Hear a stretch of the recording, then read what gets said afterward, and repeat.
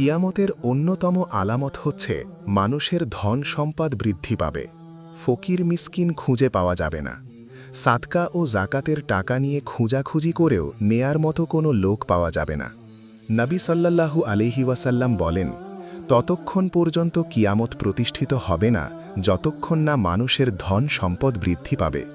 মানুষ জাকাতের মাল নিয়ে সংকটে পড়বে। জাকাতের মাল মানুষের কাছে পেশ করা হলে সে বলবে, এতে আমার কোনো প্রয়োজন নেই। কিয়ামতের এই আলামতটি একাধিক সময়ে প্রকাশিত হবে। উমার ইবনে আব্দুল আজিজের শাসনামলে তা প্রকাশিত হয়েছিল।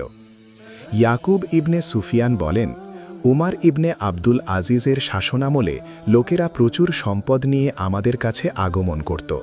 তারা আমাদেরকে বলতো, তোমরা যেখানে প্রয়োজন মনে করো সেখানে এগুলো বিতরণ করে দাও। গ্রহণ করার মতো লোক না পাওয়া যাওয়ার কারণে তাদের কাছ থেকে কেউ মাল গ্রহণ করতে রাজি হতো না। পরিশেষে মাল ফেরত নিতে বাধ্য হতো।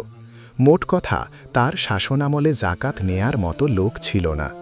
কিয়ামতের এই আলামতটি ইমাম মাহদির আমলে পুনরায় প্রকাশিত হবে। আখেরি জামানার লোকেরা গান বাজনা হালাল মনে করে ব্যাপকভাবে তাতে আসক্ত হয়ে পড়বে। বর্তমানে ব্যাপক আকারে এই আলামতটি দেখা দিয়েছে। মুসলমানদের ঘরে ঘরে টিভি, ডিস অ্যান্টিনা, ইন্টারনেট সহ নানা ধরনের প্রযুক্তি ঢুকে পড়েছে। 24 ঘন্টা এগুলোতে গান বাজনা, উলঙ্গ